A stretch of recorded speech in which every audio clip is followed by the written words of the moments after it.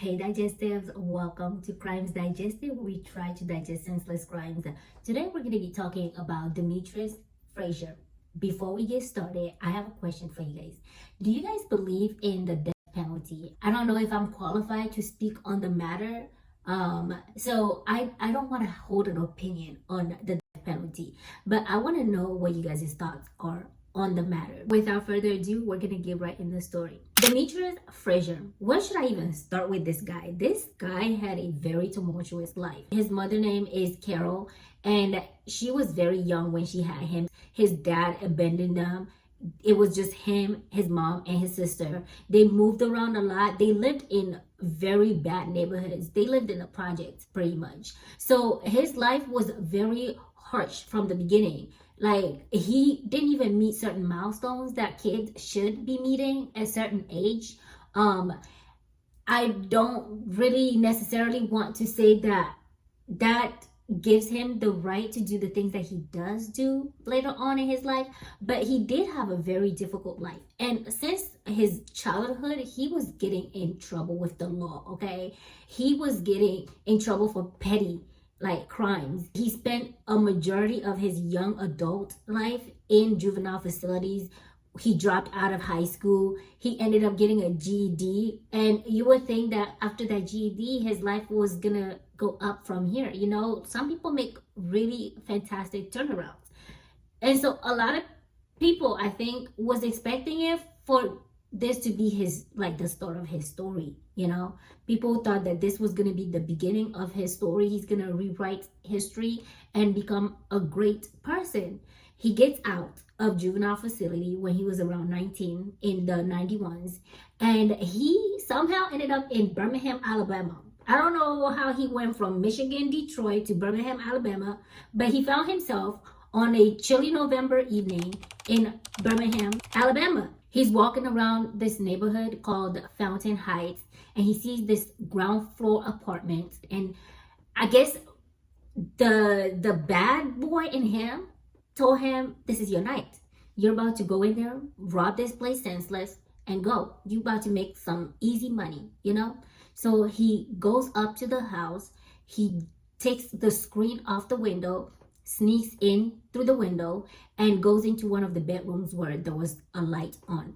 He looks around, found around $5 or $10 bill, and goes into the next room where there is a flickering light of the TV going on, and in the bed is Pauline Brown, 40 years old, laying there sleeping. Now, this 19-year-old boy, I don't know how he did it, but as someone with a felony at 19, I don't know how he got his hand on a gun, okay? He held this 22 caliber to her head, waking her up, startling her awake honestly, and forcing her to have sexual intercourse with him. As he's performing the act, she's begging for her life just like any normal person. She's asking him not to hurt her. She's begging, just please. I'm pretty sure she probably told him something along the lines of, if you stop, if you leave, I won't tell anyone, you know? Please just don't hurt me. After this, just don't kill me. All she wanted is to not be killed. But that annoyed him. He was in a zone. He was annoyed by her constantly telling him to please not kill her. Just shut up. He's feeling like she's distracted him. So he points the gun at her head, shooting her from behind. And he gets scared by his own actions, I guess. He jumps out of the bed, runs out, goes across the street from her house, and hides in the shadows to see if anyone heard the gunshot, to see if any lights were going to turn on in the next rooms, to see if someone was going to run up to the building. Nothing happened. So he walks back in, goes in the bedroom to confirm that she is dead, walks back to her kitchen, eats a couple bananas, looked around the house for more money because he did get extra $80 out of Pauline before he killed her. So he walks around to see if there's any other loose change around, and then he walks out of the apartment building. That would be his very first victim, at least that we know of. Now, he didn't get caught for her at first, and this, I guess, gave him the confidence that he needed. because the very following year, in March 1992, he commits the exact same crime. This time to a 14-year-old girl, Crystal Kendrick. Crystal was considered a very good girl. She's also a child that has been neglected her whole life. Her mom was abusing substances that shouldn't be abused, and she started becoming rebellious, coupled with the fact that her mom didn't really seem to be involved in her life. It didn't seem like her father was around. She became a rebellious child. And at some point, I guess the rebellion got to the point where she started running away from home. And on this fateful day, she ran away from home in March, and she ended up in an abandoned house with this man who she has no idea who he is. And he's forcing himself on her at gunpoint. Again, she's begging, she's crying, she's a child, she's scared, she's begging for her life. She's asking him, please don't do this to me, please, I'm begging you, like, if you let me go, I won't tell anybody. It will be like it never happened. But this annoyed him. He's like, she's talking too much. He hits her in the head as well and walks off. He goes on a run, but it doesn't take long for him to be like connected to her death. I don't know how they were able to connect him to her death, but it took very little time before, within like a week, he was on a wanted list and police were looking everywhere for him. He finally gets arrested, and when he was in custody, now, I don't know why, when he got in custody for the murder of Crystal Kendrick, I don't know what prompted him to confess to the murder of Pauline Brown, because I'm gonna tell you his reasoning for the confession later, but I don't know. I don't know, okay? So he gets arrested, and the detectives are questioning him. They're asking him like, what happened? And he's telling them like, this is what happened. I shot her because she was talking too much. She was begging. I don't know why she kept talking. She was distracting me. And then he confesses to Pauline's death. Now, he gets indicted for the murders, and he goes to trial. This is the first case I've seen where someone goes to trial for two different states. Usually when someone commits a crime in one state, they either go to trial in the bigger crime they committed, or they get extradited to the other state, because the other state's like, this is your person, take him. Because he's from Michigan. He's born and raised in Detroit, Michigan. So usually it happens in a way where if you commit a crime in your residential state, you get extradited to the states. Now, don't quote me on this. I don't know much about the law, okay? I'm just speaking from what I've seen. But this case, they both tried him differently, like separately. Alabama tried him for his crime in Birmingham, and Michigan tried him for his crime in Detroit. Now, Michigan tried him first. They actually connected him to 8 other crimes that were like rape and robbery. So he went to trial for the 8 other crimes, and then he went to trial for Crystal Kendrick's murder. Now, in the case of Crystal's murder, his defense was that he didn't confess to the crime willingly. He was coerced into confessing to her crime. He claims that the person who interrogated him, the detective who was questioning him, coerced him into admitting that he committed these crimes. He said, I never did any of it. I fell in love with her. She was so beautiful, and my heart just felt full being around her. And she convinced me that if I confess to the crime in Alabama, then I have to confess to the crime in Michigan, because I wanted to help her, okay? She just wanted me to confess to these crimes, and I agreed to help her because I was in love. And Alabama has the death penalty. So after confessing to the Alabama crime, I decided to confess to the Michigan crime, because then I wouldn't have to go to Alabama to serve a time in Alabama. So that was his explanation as to why he confessed to 2 crimes, which I'm saying I don't understand, because if you don't commit any crime at all, why would you confess to any at all to avoid being sent to the other state to serve time? That's what I'm saying. I'm confused, because any normal person would have been like, no, literally murder. You're a police officer and you want me to confess to murder? I don't think that's someone you would want to have a future with at all. But he said that's why he confessed to the crimes. Like, he never did it. He just confessed because he felt like he was helping her, right? Which got dismissed. his defense got thrown out really quickly because they're like, yeah, no, that didn't happen. That's not, no. I don't know. Maybe he thought that, I don't know what he was thinking, honestly. But that got dismissed and he got 2 lifetimes for the murder of Crystal Kendrick. And then as far as the other 8 crimes of rape and robbery, he got charged for 2 of those and he received 2 life sentences for them as well. So now he started appealing, okay? This man was appealing left and right, left and right, left and right. I have never seen a case. Well, okay, I haven't read that many cases, so maybe my knowledge is very limited. But this man appealed so much that he ran out of his regular appeals, so he started appealing to the Supreme Court, okay? And he ran out of those appeals too. I'm just gonna tell you a couple of the appeals because the amount of times he appealed, like, say appeal one more time. Say it.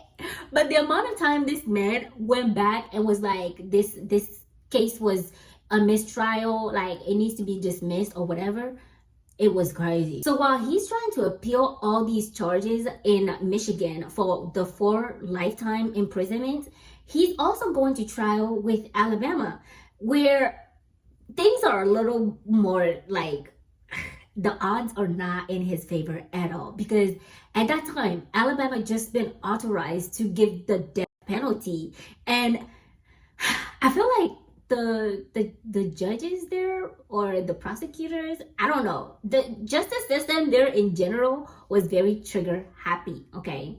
So he goes to trial with Alabama and they present their stuff, like their case. They're like, we're indicting him on a murder, and he's getting, like, they're looking for capital, okay? They're like, we're gonna give him the death penalty. Now they tell him this, and he walked in, he sees the jury, and this man goes off the hanger, okay? He grabs a pen, throws it at one of the jurors, and he starts yelling, shut the F up, but this is racist, man. This is racist, man. 10 motherfucking white men on the jury. This is racist, man. He's going off the hook. And so they had to drag him out of there to calm him down. And then they had to decide whether or not they can continue the trial without him, or if they need to, I don't know, what they have to do something, because obviously he's unruly being around the jurors. So they decided to move the case, like the trial, to a different room and have him observe from the media room. So basically a screen glass, and he's on the other side watching everything happen. And so his defense team go for like a motion to dismiss the case as a mistrial, because they're claiming that the jurors won't be able to be unbiased.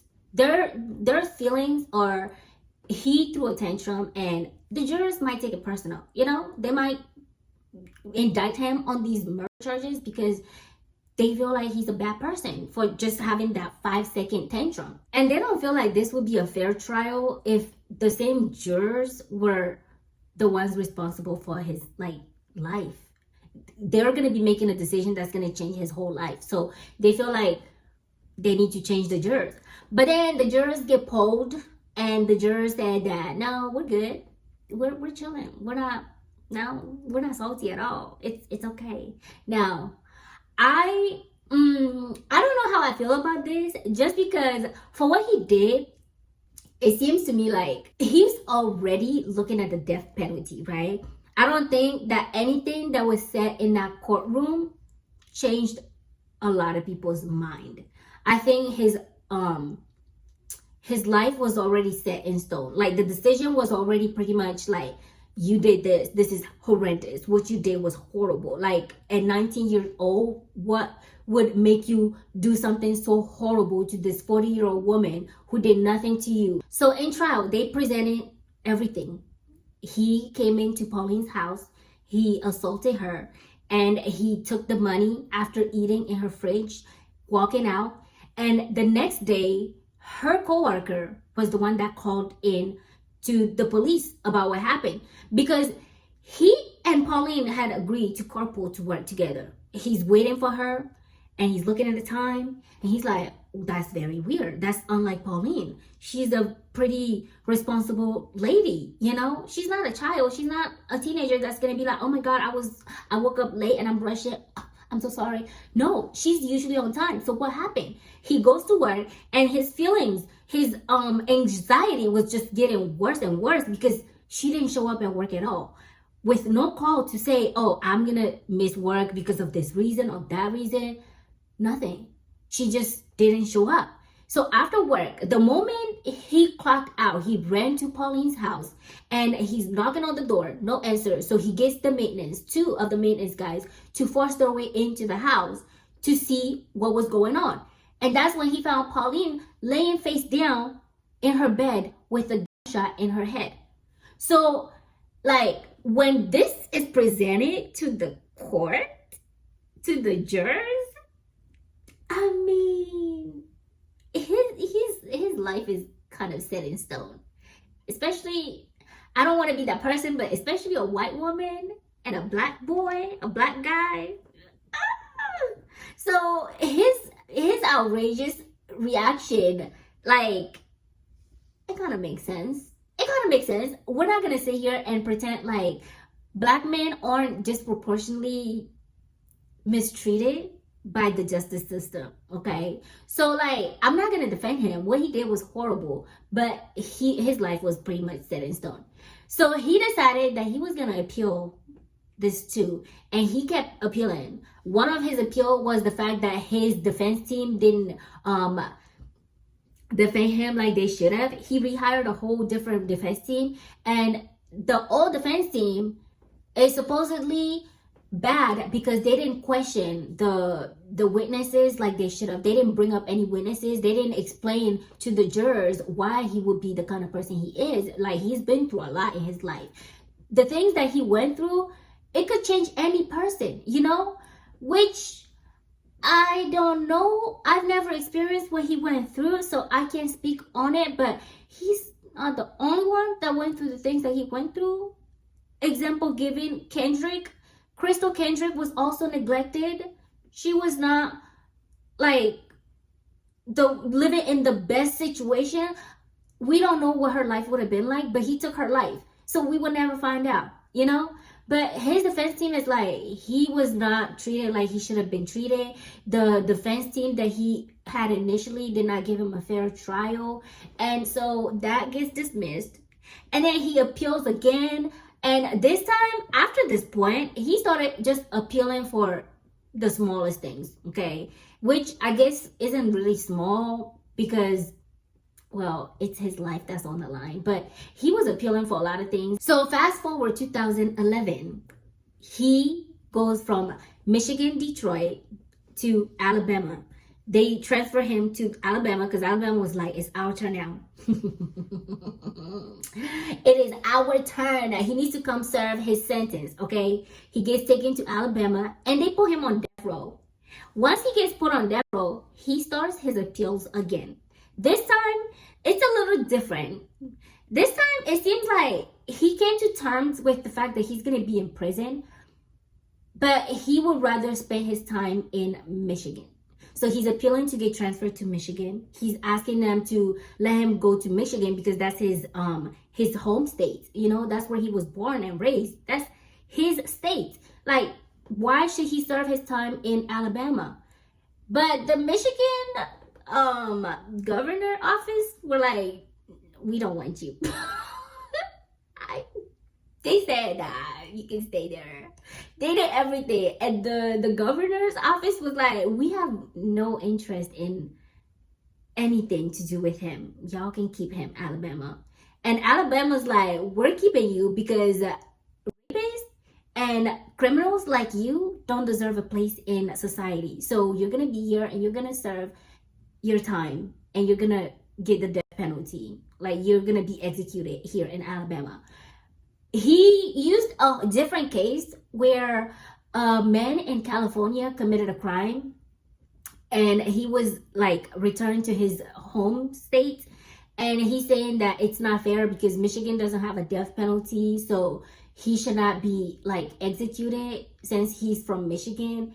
And he's using all these small little like loopholes to get sent back to Michigan, but Michigan was 10 toes in. They said no, we don't want you.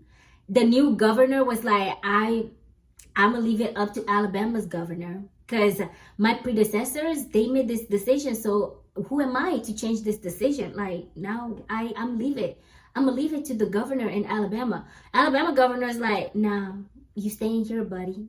It's okay. You did your crime, you about to pay it. So they kept going back and forth like this, and at some point he gave up on being transferred, and he was just like, okay, fine, you know what, since you won't transfer me, I'm gonna sue you guys. He's suing them because of their mode of execution. So his first lawsuit was with another person, and they wanted to be either hanged or die by gunshot. Like, you know how they put you in a chair and then there's multiple people and they just shoot. He wanted to die like that. I'm explaining this so like elementary. But he wanted to be executed by gunfiring or hanging, and that gets dismissed. At this point, his appeals are going to the Supreme Court because he ran out of regular appeal. Like I'm telling you, this man was appealing everything. So they dismissed this lawsuit because they're like, no, you're gonna die the way you're supposed to die, which is through nitrogen hypoxia. So basically, they give you a gas mask, they put it over your face, and it suffocates you. It slowly drains all the clean oxygen out of you, and you start dying from lack of oxygen. Now, he appealed this, and he said that it's not fair because it's torture. There was two groups of people during this phase of his sentence. One group is for the gas mask. They're like, look, you did the crime, you paid the price. The people that you killed, they didn't even get the chance to like get away from you. You tortured them too. What you did to them was borderline torture. You forced yourself onto them, and then you killed them for your own personal sick pleasure.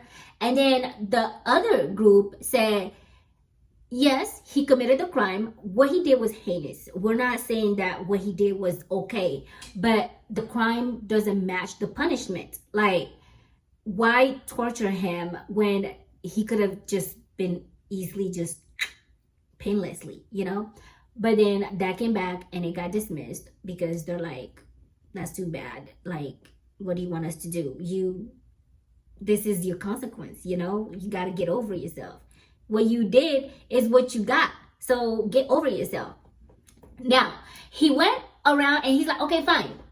Okay, fine. You know what? I accept it, but only if I make some tweaking. I was like, who died and made this man king? I'm just kidding. No, but seriously, this man, he said, okay, fine. I concede. I will die. I will take it. I will accept my punishment, but only if I make some changes. Everybody's looking at him like, did you have a choice? Did you have a choice? But he said, if you guys sedate me, I'm willing to go by the gas mask. Like, I will accept my punishment. I'll take it like a man to the chest, you know? But only if you guys sedate me. The Supreme Court reject this as well. And they finally give the governor of Alabama in 2024 the permission to cut his order for death, his death warrant, pretty much. And so by January of 2025, the order gets cut. February 2025, he is finally put on the gurney for the injection, and he's asked if he has any final words. And he apologized to Pauline's family. He said that he was very sorry. What happened to her should have never happened at all. What he did was wrong. He apologized to the African American community. I'm not sure, like, anyways, that's neither here nor there. But after that, he showed some love to his boys on demo, and his very last two words were, "Let's go." And then he gets the injection, and the families that were affected. Oh, he also said during, like, before he got the gas mask, he also said that he wanted to clarify that he did not do anything to Kendrick. Like, Crystal Kendrick was not his crime to pay. He said, "That's not me. I didn't do it. Like, check your facts again." But I don't think it made any difference. He was still charged for the crimes, and he is still believed to be the person to have killed Crystal. But the family members spoke on the matter, and Pauline Brown's brother said that he was happy with the way things turned out. Frazier committed a crime that was disgusting. What he did was really wrong, and she got the justice that she deserved. So yeah, that was it. Her nephew also spoke, and he said that his grandmother was just the sweetest person. She was a really good cook. She just had a new grandchild a week prior to her passing, and like, she has so much to look forward to. She used to make these really, really good velvet cakes, and he said those were his favorites. Like, she made the best velvet cake, but it took him so long to be able to eat velvet cakes again after she died. Like, he took something from them that can never be replaced. And with that, that's the case of Demetrius Frazier. I want to know in the comments what your thoughts were on this case. Did you guys hear about this case? I feel like the back of my head, like my brain, there's this recollection of hearing something about this case. I remember seeing or hearing something about his outburst in trial, where he's like, "Shut up, man, this is racist, man, it's racist, man." But I don't know. It's like this vague memory. I don't know if I'm just convincing myself that I've heard of it, or if it's really a memory, or maybe it's from like a whole different parallel universe. Who knows? I don't know. Maybe it's from a different reality. But I want to know your thoughts in the comments. Do you guys think what he did was deserving of the punishment that he received? Do you think that the punishment was bigger than the crime? Do you think that he really did commit these crimes? Or do you think he was telling the truth and that he never did? With that, I'm going to leave this case right here. I hope you have a fantastic day. Stay out of trouble. Lock your doors. Honestly, it's gotten to the point where you have to be scared in your own home. That's scary. But lock your doors. Take care of yourself. And stay safe. Until then, I will see you in the next one. Bye.